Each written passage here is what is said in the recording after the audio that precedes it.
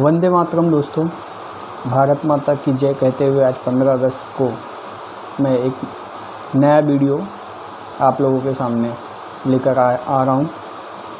और इस वीडियो में सबसे ख़ास बात जो है, मैंने फार्मा सेक्टर में जॉब्स के लिए अपॉर्चुनिटीज़ के बारे में बात किया हुआ है। जैसे कि लास्ट वीडियो में मैंने ये कहा था कि फार्मा सेक्टर का साइज़ कितना है और उसमें जॉब्स और बिज़नेस दोनों की अपॉर्चुनिटी का कितनी ज़्यादा है। तो आज फ़िलहाल हम लोग जॉब पर बात करते हैं। जॉब की वैकेंसीज़ कैसी हैं, क्या रिक्वायरमेंट्स हैं, क्या पैकेज, क्या पे स्किल्स मिल सकते हैं या मिलते हैं मार्केट में। बड़ी से बड़ी कंपनियां हैं, छोटी से छोटी कंपनियां हैं, मार्केट में अपॉर्चुनिटी बहुत ज़्यादा है। तो सबसे पहले मैं आप लोगों को ये बताना चाहता हूँ कि फार्मा सेक्टर में मार्केटिंग के लिए काफ़ी रिक्वायरमेंट होती है बंदों की। तो बंदों की रिक्वायरमेंट जो होती है उसे हम कहते हैं मेडिकल रिप्रेजेंटेटिव। आप लोगों ने भी काफ़ी नाम सुना होगा मेडिकल रिप्रेजेंटेटिव। हालांकि यहाँ पे हायरार्की होती है, लाइक मेडिकल रिप्रेजेंटेटिव होते हैं, उसके ऊपर एरिया बिजनेस मैनेजर होते हैं, आरएसएम होते हैं जो रीजनल यानी कि पूरे रीजन को संभालते हैं, फिर जेडएसएम होते हैं जो पूरे जोन को संभालते हैं, और फिर सेल्स मैनेजर होते हैं जो सारे बिजनेस को देखते हैं, सेल्स को देखते हैं। तो मैं आज जो फ्रेशर्स होते हैं, जो जस्ट पास आउट होके आते हैं, उनके लिए जॉब्स की अवेलेबिलिटी या अपॉर्चुनिटी के बारे में बात कर रहा हूँ। कहने का मतलब है कि वो कोई भी 21-22 साल का लड़का अगर जस्ट ग्रेजुएशन करके बाहर निकला हुआ है, लाइक बीएससी किया है, डी फार्म किया है, बी फार्म किया है, या फिर इक्विवेलेंट कोई भी डिग्री किया हुआ है, तो उसे यहाँ पे काफ़ी अपॉर्चुनिटी मिल सकती है। हालांकि साइंस बैकग्राउंड वाले को इस फील्ड में ज़्यादा प्रेफरेंस रहता है, लेकिन आजकल ऐसा कुछ भी नहीं है। आप साइंस बैकग्राउंड से हो, कॉमर्स से हो या आर्ट्स से हो, यहाँ पे आपको मार्केटिंग में प्रेफरेंस मिल ही जाता है।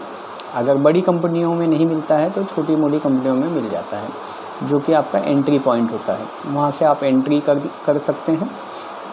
दोस्तों, ये इसलिए मैं बता रहा हूँ कि सबसे पहले चीज़ें जो होती है, वहाँ के जॉब के लिए ग्रेजुएशन कंपलसरी होता है।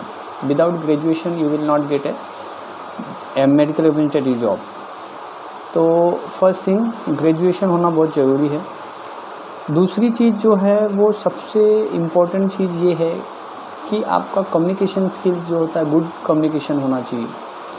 या फिर बहुत ज़्यादा अच्छा नहीं है, कोई बात नहीं, एक मीडियम कम्युनिकेशन भी कहेगा तो भी चल जाता है, क्योंकि वहाँ पे फार्मा कंपनियाँ खुद आपको ट्रेनिंग देती हैं।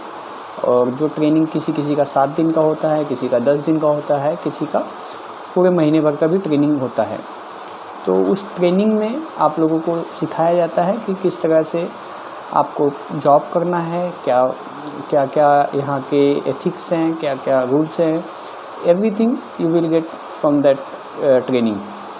तो ये सारी चीज़ें आप लोगों को वहाँ पे सिखाई जाती हैं। अब रही बात जो आती है लोकेशन की। लोकेशन मतलब ये कि आप कौन से एरिया में काम करने जा रहे हैं, या मतलब कौन से शहर से आप बिलोंग करते हैं। समझ लीजिए आप मुंबई में हैं, या फिर दिल्ली में हैं, या फिर यूपी में हैं, या फिर चेन्नई में हैं। तो वहाँ के लोकेशन के बारे में एटलीस्ट आपको थोड़ा बहुत जानकारी तो होना ही चाहिए। अगर जानकारी नहीं भी है तो जानकारी आप ले सकते हैं कुछ दोस्तों से, या फिर खुद भी जाके घूम टहल के आसपास में 2-4 दिन, 1 हफ्ते में वहाँ की जानकारियाँ ली जा सकती हैं। या फिर किसी एक फ्रेंड को पकड़ के जो ऑलरेडी वो किसी फार्मा फील्ड में काम कर रहा हो, तो उसके द्वारा आप वो जानकारी ले सकते हैं लोकेशन की। तो ये लोकेशन की जानकारी मैं इसलिए बता रहा हूँ कि आपको पर्टिकुलर एक एरिया डिसाइड किया जाता है, एक एरिया दिया जाता है कि इस एरिया में आप करोगे। सपोज़ अगर मैं एग्जांपल के लिए मुंबई की बात करूँ तो मुंबई में समझ लीजिए कि आपको एक दादर एरिया दिया गया, तो दादर एरिया का नॉलेज आपको होना चाहिए। दादर के पास में माहिम है, परेल है, वर्ली है, ईस्ट वेस्ट है, वडाला है, तो एटलीस्ट ये सारे एरियो की जानकारी आपको होना चाहिए। और कौन से डॉक्टर कहाँ बैठते हैं ये तो आप आने के बाद में भी एक हफ्ते में ढूंढ के पता लगा सकते हो। तो ये बेसिक जानकारी आपके लिए होना चाहिए। और ये लोकेशन का मतलब ये हुआ। और जो लास्ट पॉइंट आता है वो सबसे इम्पॉर्टेंट पॉइंट ये है कि आपको इस फील्ड में बहुत ज़्यादा हार्डवर्क होता है। हार्डवर्क आप कहेंगे किस तरीके का हार्डवर्क? ऐसा कोई जॉब नहीं है जिसमें हार्डवर्क नहीं होता, लेकिन माय डियर फ्रेंड मैं आपको बता देना चाहता हूँ कि इस फील्ड में आपको हार्डवर्क, प्रेशर और साथ साथ में सेल्स का प्रेशर कहने का मतलब, और साथ साथ में आपको आपका सेल्स का ग्रोथ एवरी मंथ होना ही चाहिए, तब जाके आप इस फील्ड में सक्सेस हो पाएंगे। मैं आपको डरा नहीं रहा हूँ, मैं आपको ये बताना चाहता हूँ कि ये सारी चीज़ों से आप ऑलरेडी अवगत रहेंगे तो आपको आने वाले किसी भी या फिर आप एंट्री करने के पहले ही अगर आपको मालूमात रहेगी कि ये चीज़ें होती हैं तो शायद मुझे लगता है आप डरेंगे नहीं। आपको पता होना चाहिए कि इसमें हार्डवर्क करना बहुत ज़रूरी है। आपको हो सकता है अगर आपके पास बाइक है that will be very good things, otherwise आपको चल के भी काम करना पड़ सकता है। लेकिन आज का जो ट्रेंड है बिना बाइक के, विदाउट बाइक किसी को लेते नहीं हैं कंपनियाँ। लेकिन अगर कोई कंपनी ले भी लेती हैं तो आपको चल के कम से कम 10 से 12 डॉक्टर, 15 डॉक्टर का विज़िट करना होता है। तो जो हर दिन आपको वो करना होगा, मेडिकल्स करने होते हैं, मेडिकल्स का विज़िट करना होता है, स्टॉकिस्ट का विज़िट करना होता है, जिससे आप थक जाते हैं या फिर आप पूरे दिन काम करेंगे। फिर उसके साथ साथ आपको सेल्स देना पड़ेगा, हर दिन आपको पर्सनल ऑर्डर बुकिंग करना पड़ेगा। तो इस तरीके के बहुत सारे काम्स होते हैं, वो मैं किसी अपने नेक्स्ट वीडियो में बताऊंगा कि what is the roles and responsibility of medical representative. तो मैं नेक्स्ट वीडियो में आपको बता दूंगा। तो आज का सिर्फ मेरा जो वीडियो है वो आप एक मेडिकल रिप्रेजेंटेटिव बनने के लिए क्या क्या चीज़ों की रिक्वायरमेंट होती है वो मैं बता रहा हूँ आप लोगों को। तो आपका इंटरेस्ट होना चाहिए इस फील्ड में और हार्ड वर्क के लिए आप रेडी रहना चाहिए। तो दोस्तों आपको ये बता दूं कि फार्मा कंपनी में अगर किसी फ्रेशर ने शुरुआत की है, अगर वो जस्ट कॉलेज से पास आउट होके आया है और उसे तुरंत 10 से 12 हज़ार रुपये की नौकरी अगर मिल जाए तो वाह क्या बात है। क्योंकि हम लोगों ने जब शुरुआत की थी तो उस समय 4 से 5 हज़ार 6 हज़ार रुपये ही मिलता था, लेकिन आज के दौर पे एक फ्रेशर को 12 से 15, 17, 18 हज़ार रुपये भी मिलता है, एक्सक्लूडिंग योर एक्सपेंसेस। कहने का मतलब डीए जो होता है वो अलग होता है, जो डेली अलाउंसेस जिसको कहा जाता है। डेली अलाउंसेस आपको हर दिन का अगर आप कैलकुलेट करेंगे तो 6 से 7 हज़ार रुपये महीने का वो बन जाता है। प्लस अगर 15 हज़ार रुपये आपको सैलरी दी जा रही है तो 15 और 7 22 हज़ार रुपये, मतलब आप just BSc BA BCom pass out होकर आए हैं और 22 हज़ार रुपया तनख्वाह उठाने लगे हैं। कितनी बड़ी बात है, जो कि आप किसी भी इंडस्ट्री में जाएंगे तो सबसे पहले आप सीखेंगे 10 हज़ार 8 हज़ार रुपये आपको रखेगा, उसके बाद में आप कई साल लग जाएंगे, 2-3 साल के बाद में आप 20-22 हज़ार 25 हज़ार रुपये पहुँच पाएंगे। तो ये फार्मा सेक्टर का बहुत बड़ा बेनिफिट और अपॉर्चुनिटी है आप लोगों के लिए।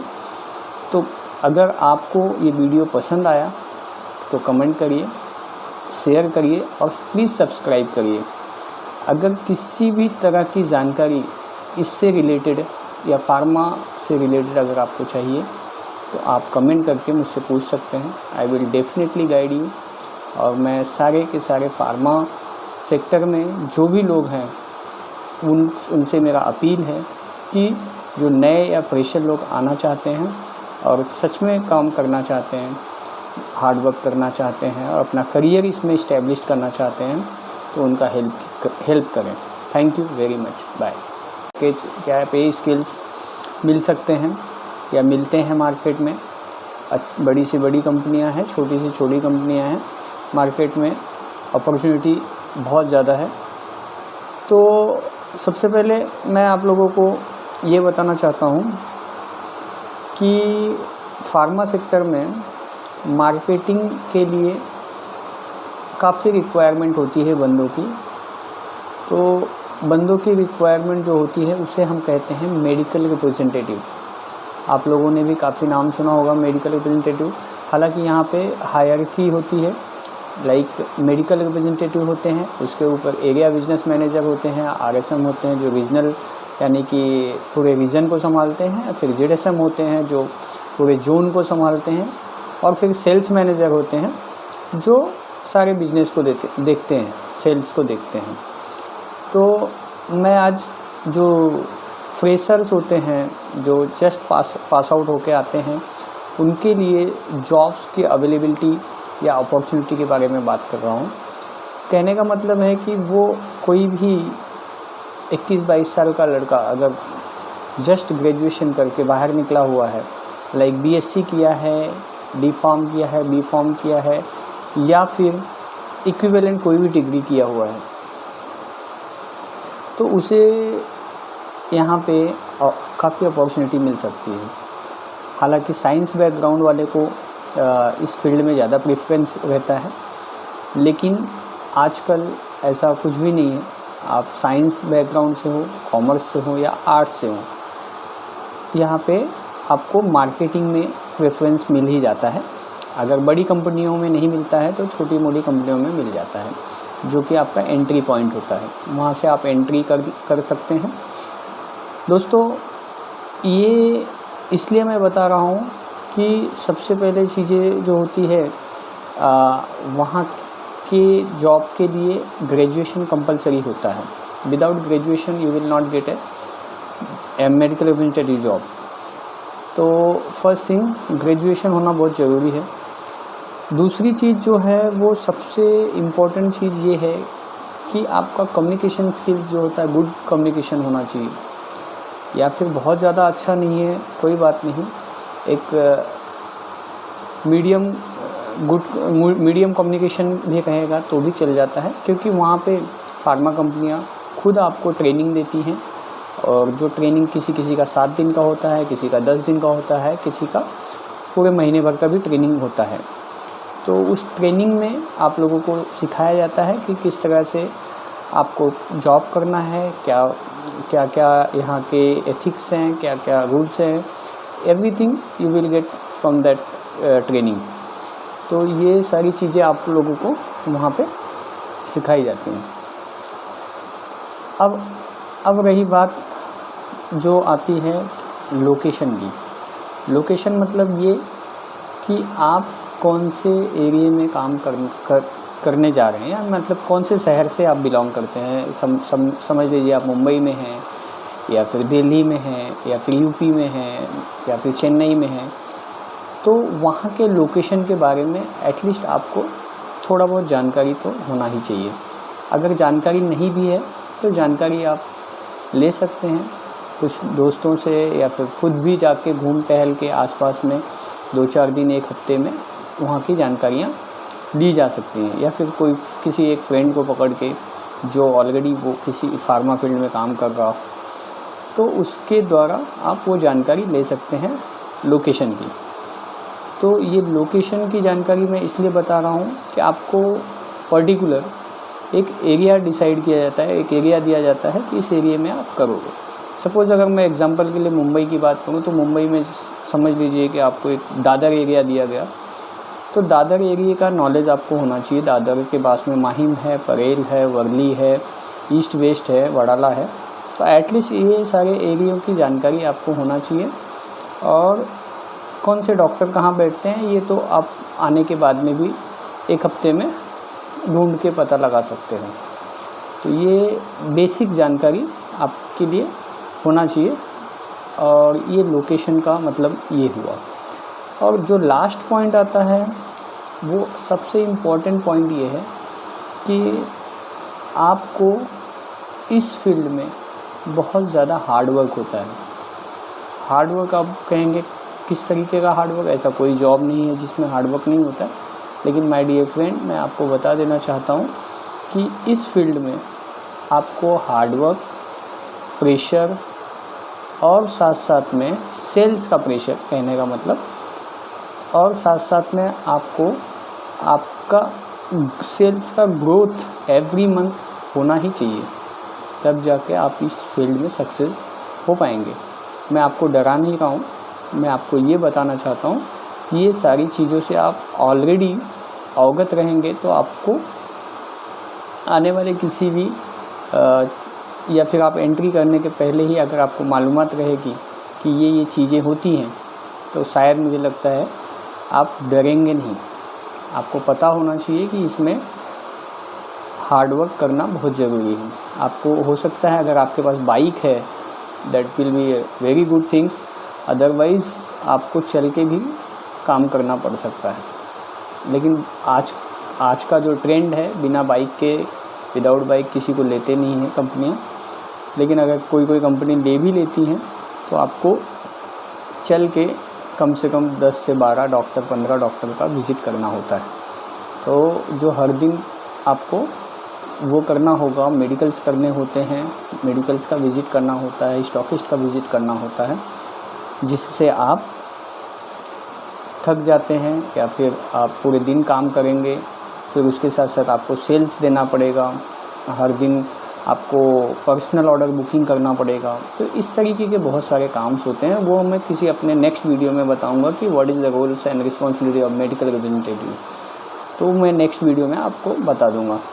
तो आज का सिर्फ मेरा जो वीडियो है वो आप एक मेडिकल रिप्रेजेंटेटिव बनने के लिए क्या क्या चीज़ों की रिक्वायरमेंट होती है वो मैं बता रहा हूँ आप लोगों को। तो आपका इंटरेस्ट होना चाहिए इस फील्ड में, और हार्ड वर्क के लिए आप रेडी रहना चाहिए। तो दोस्तों, आपको ये बता दूं कि फार्मा कंपनी में अगर किसी फ्रेशर ने शुरुआत की है, अगर वो जस्ट कॉलेज से पास आउट होके आया है और उसे तुरंत 10 से 12 हज़ार रुपये की नौकरी अगर मिल जाए तो वाह क्या बात है। क्योंकि हम लोगों ने जब शुरुआत की थी तो उस समय 4 से 5 हज़ार, 6 हज़ार रुपये ही मिलता था। लेकिन आज के दौर पे एक फ्रेशर को 12 से 15, 17, 18 हज़ार रुपये भी मिलता है, एक्सक्लूडिंग योर एक्सपेंसेस। कहने का मतलब डीए जो होता है वो अलग होता है, जो डेली अलाउंसेस जिसको कहा जाता है। डेली अलाउंसेस आपको हर दिन का अगर आप कैलकुलेट करेंगे तो 6 से 7 हज़ार रुपये महीने का वो बन जाता है। प्लस अगर 15 हज़ार रुपये आपको सैलरी दी जा रही है तो 15 और 7 22 हज़ार रुपये, मतलब आप just BSc, BA, BCom pass out होकर आए हैं और 22 हज़ार रुपया तनख्वाह उठाने लगे हैं। कितनी बड़ी बात है, जो कि आप किसी भी इंडस्ट्री में जाएंगे तो सबसे पहले आप सीखेंगे 10 हज़ार, 8 हज़ार रुपये आपको रखेगा। उसके बाद में आप कई साल लग जाएंगे, 2-3 साल के बाद में आप 20-22 हज़ार, 25 हज़ार रुपये पहुँच पाएंगे। तो ये फार्मा सेक्टर का बहुत बड़ा बेनिफिट और अपॉर्चुनिटी है आप लोगों के लिए। तो अगर आपको ये वीडियो पसंद आया तो कमेंट करिए, शेयर करिए और प्लीज़ सब्सक्राइब करिए। अगर किसी भी तरह की जानकारी इससे रिलेटेड या फार्मा से रिलेटेड अगर आपको चाहिए तो आप कमेंट करके मुझसे पूछ सकते हैं। I will definitely guide you. और मैं सारे के सारे फार्मा सेक्टर में जो भी लोग हैं उनसे मेरा अपील है कि जो नए या फ्रेशर लोग आना चाहते हैं और सच में काम करना चाहते हैं, हार्ड वर्क करना चाहते हैं और अपना करियर इसमें इस्टेब्लिश करना चाहते हैं, तो उनका हेल्प करें। Thank you very much. Bye.